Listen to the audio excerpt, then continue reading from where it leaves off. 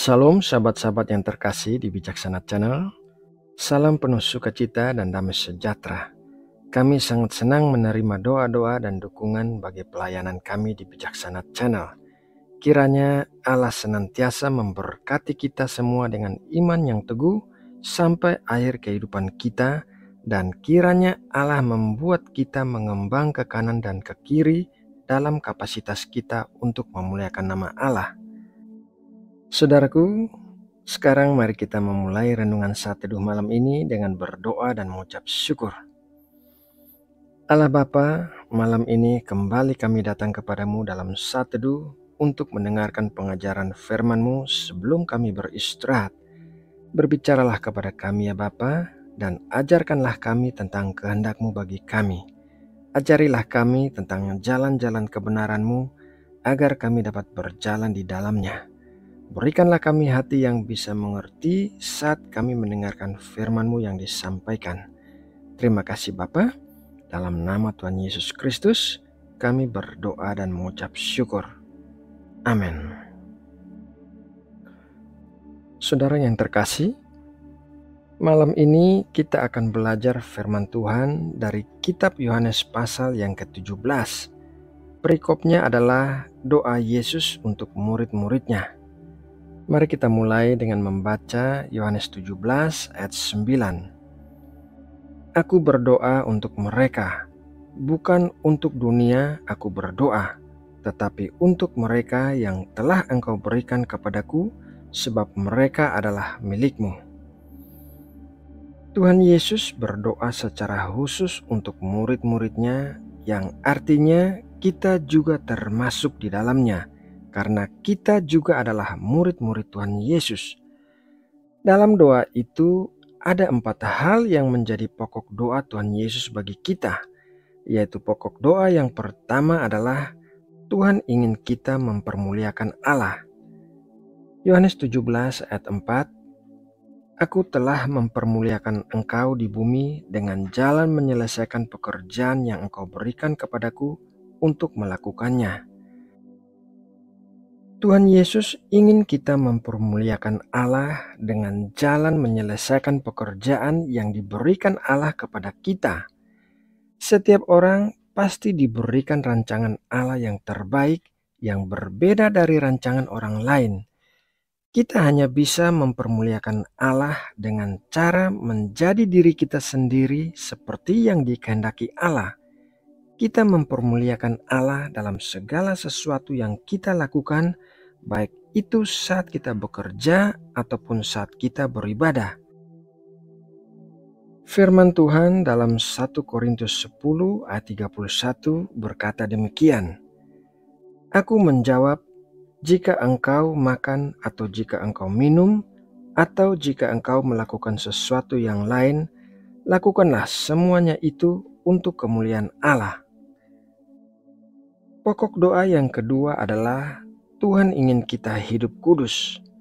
Yohanes 17 ayat 17, Kuduskanlah mereka dalam kebenaran, firman-Mu adalah kebenaran. Ada 2 macam kekudusan, yaitu kekudusan yang kita terima saat kita menjadikan Kristus sebagai Tuhan dan Juru Selamat kita, dan kekudusan yang diproses di sepanjang hidup kita. Kekudusan yang diproses di sepanjang hidup kita adalah kehidupan kita yang diubahkan setiap harinya berdasarkan firman Tuhan, sehingga semakin hari kita semakin menyerupai Kristus. Pokok doa yang ketiga adalah Tuhan ingin memberikan kita misi. Yohanes 17 ayat 18, Sama seperti engkau telah mengutus aku ke dalam dunia, demikian pula aku telah mengutus mereka ke dalam dunia. Setiap orang memiliki misi yang diberikan oleh Allah, dan misi setiap orang tidaklah sama. Tugas kita di dunia ini adalah menyelesaikan misi yang kita terima dari Allah. Pokok doa yang keempat adalah Tuhan ingin kita bersatu.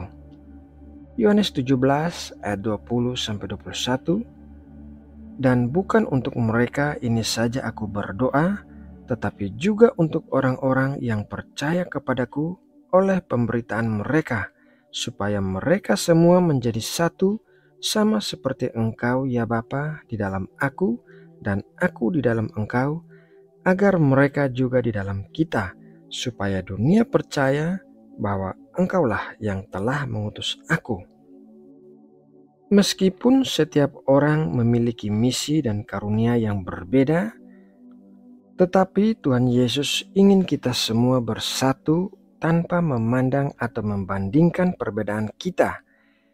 Kita semua orang yang percaya kepada Kristus adalah satu tubuh yang kepalanya adalah Kristus.